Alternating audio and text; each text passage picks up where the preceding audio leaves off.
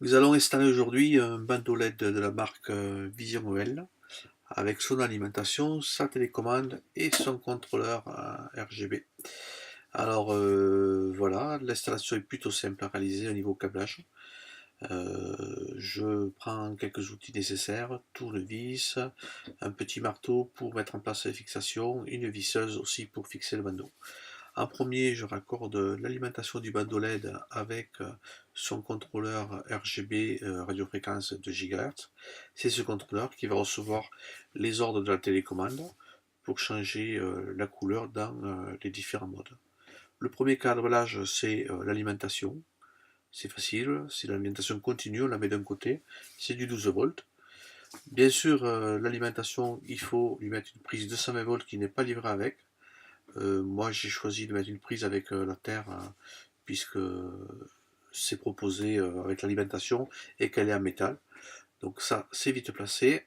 Et le point le plus compliqué, c'est on prend le bandeau LED et sur le bandeau LED, il va y avoir plusieurs câbles en fonction de si votre bandeau LED possède aussi des LED spéciales pour le blanc en plus de la couleur. Donc au niveau du raccordement, c'est plutôt facile. Vous avez le white c'est W, le bleu c'est B, le green c'est G, le rouge c'est R comme red, et le black c'est l'alimentation continue. Donc voilà, c'est facile à installer, on le visse, bon pour mon cas je l'ai mis sur une poutre, c'est plutôt discret.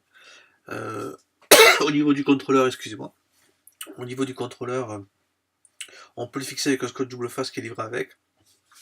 Dans mon cas, j'ai préféré mettre tout simplement un petit velcro pour, euh, pour mieux attacher le contrôleur et pouvoir le détacher pour faire des réglages éventuellement.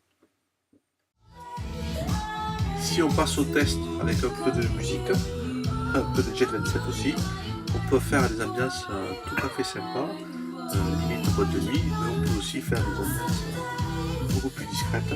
Là, je vous distrais un petit peu le maximum de ce qu'on peut tirer et j'avoue que je suis pas mécontent du résultat.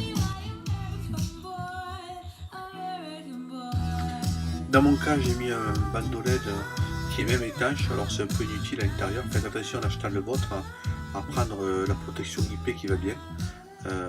Bon, le mien il est complètement siliconé et étanche, bon il durera plus longtemps, mais voilà, c'est pas forcément nécessaire à l'intérieur. Donc voilà une vue d'installation finale avec l'alimentation, le contrôleur qui est scratché au velcro et le ruban. Alors ce qui est, voilà, le velcro permet de le sortir, d'éventuellement régler les fils et de le remettre, c'est facile. Et au niveau du ruban, je vais vous montrer les fixations. On les voit en plastique. Elles permettent de ne pas coller le ruban en fait.